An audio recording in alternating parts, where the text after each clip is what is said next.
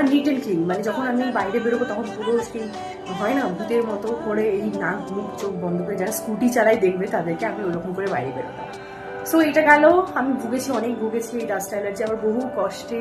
যায় 9, 10, 11, 12, তারপর তো লকডাউন পড়ে। লকডাউন পড়ার পর আবার শুরু হয় লকডাউনের পর, তারপরে মানে তারপরে লকডাউনটা শেষের মাথায় তখন আমরা কলেজে উঠেছি, ফার্স্ট ইয়ার তখন আমার কলেজে। এবার শুরু হয় আমার ব্রণ বেরোনো। ব্রণটা শুরু হয় আমার কলেজে উঠে ফার্স্ট, মানে একটু নয়, ওই বললাম একটু নয়,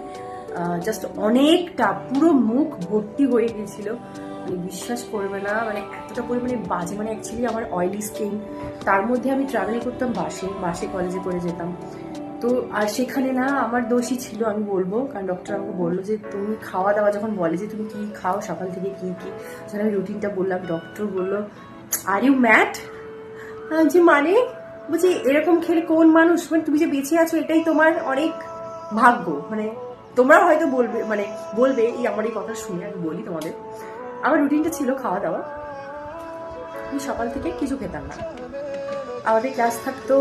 11:30, 12টা বা 1টার সময়, 1:30টার সময় আমাদের ক্লাস থাকতো, ফার্স্ট ক্লাস ওখান থেকে, তারপরে এরকম করে থাকতো। আমি কি করতাম, আমার ফ্রেন্ড একজন থাকতো,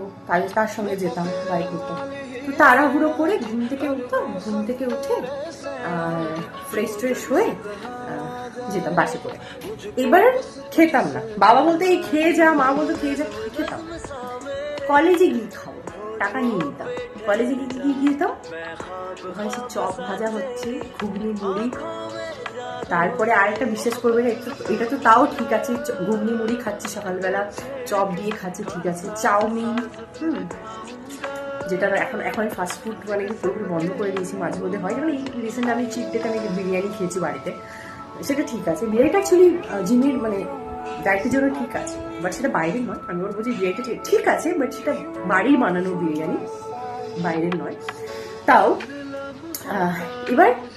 আরেকটা জিনিস যেটা তোমরা শুনলে বলবে কি তোমার কি ডায়েট ছিল, সকালবেলা খালি পেটে আমি সব থেকে বেশি খেতে ভালোবাসি ফাস্ট ফুডের মধ্যে, সেটা হচ্ছে ফুচকা। তার মধ্যে আমি ভীষণ স্পাইসি গার্ল, বুঝতে পারলাম, আমি ঝাল খেতে ভীষণ ভালোবাসি, ভীষণ, মানে আমার সঙ্গে কেউ পারবে না, কেউ পারবে না, মানে আমি লিটারালি, আমাকে আলু সেদ্ধ যেটা আলু মাখানো হচ্ছে সেটাতে তো লঙ্কা দিয়ে দেয়, প্লাস যখন একটা ওই এতটা করে মানে একটু করে আলু যখন আলুটা দিচ্ছে ফুচকার মধ্যে, সেই যে ফুচকার মধ্যে সেটার মধ্যেও আমার লঙ্কা দিতে হবে, মানে বুঝতে পারছি যেমন খেতাম। তো ওই করে আমি খালি পেটে, এবার তখন খিদে পেয়েছে খালি পেটে, এবার একটা ক্লাস করেছি তারপরে এসেছি, এবার তখন খেতে তখন